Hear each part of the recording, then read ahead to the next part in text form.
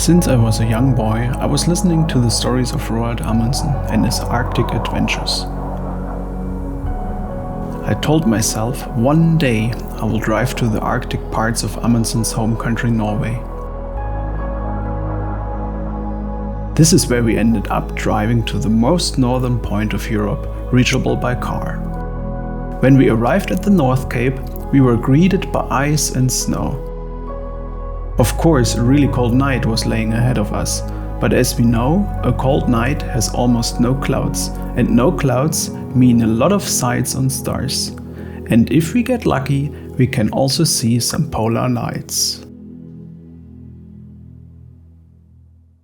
So we're waiting for the auroras, for the polar lights, waiting inside the camper, just with candles. This is like getting away the eyes from the screens, from no phone usage, no tablet, no artificial light, just candles, because candles are like yellowish light.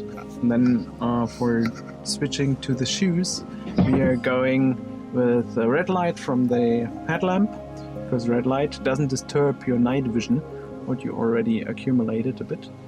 So you can see a bit more. It's fucking cold outside. It's -3 or -4 already. It feels like -12. It's like super cold. And let's see how we are freezing. Otherwise we will make some cacao.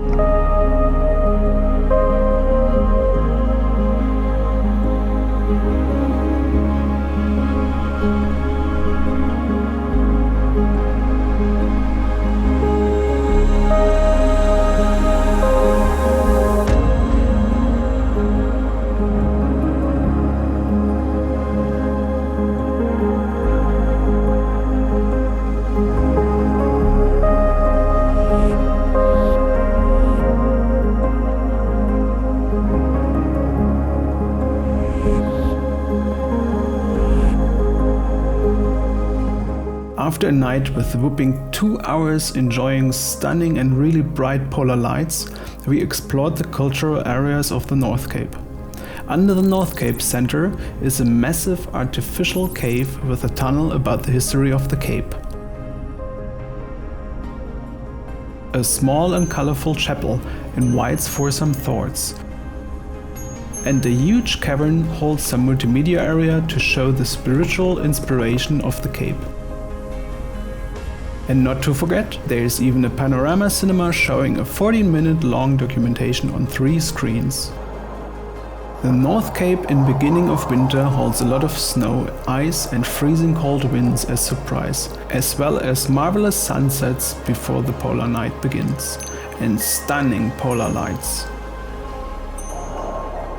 Despite the high costs, we highly recommend to experience it yourself.